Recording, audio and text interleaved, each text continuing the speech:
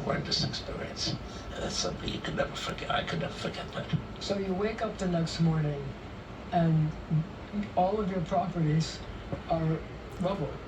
Not to mention the fact that it was still on fire and it took months to put the fire out and all the people who had perished. What were your thoughts? Were your thoughts, I'm going to try to rebuild? Were your thoughts, oh my God? What were you thinking?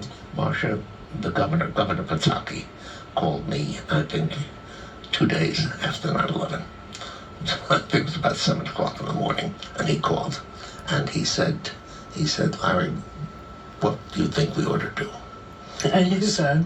And I said, Governor, the World Trade Center was the locomotive for all of the commercial activity in Lower Manhattan.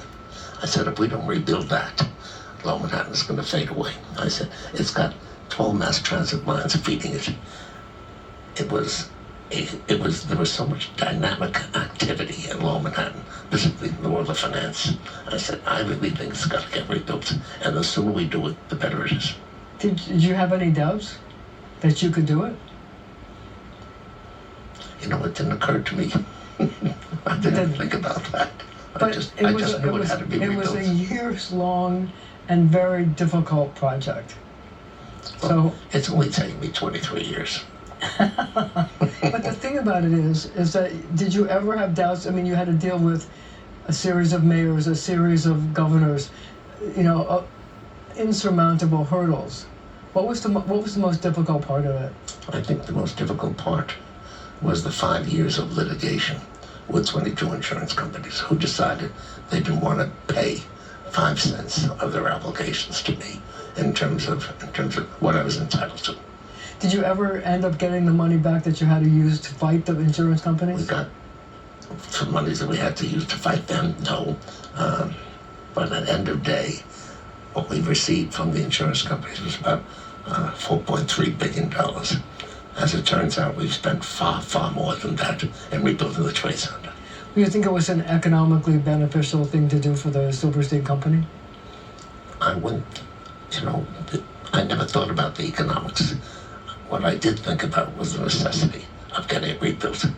And I dedicated myself to doing exactly that. But I also tell you, Marsha, I never believed it would take 20 years or 23 years to do it. Did you believe you'd be able to do it? I'm sorry? Did you believe you'd be able to do it?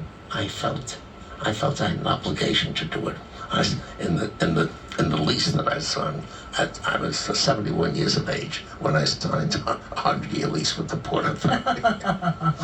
So when you're in your office and you look out over what is now a totally rebuilt area, what's your feeling? I have a sense of tremendous pride. As I look down, I say to myself, and I look at it every day because we live there, and so it strikes me as if we've done a pretty good job at rebuilding.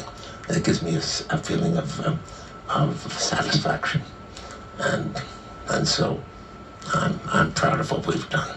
Well, we're gonna have to leave it right there for now. But up next, a new movie about an old problem. We talk to the people behind Drop Dead City, New York, on the Brink in 1975.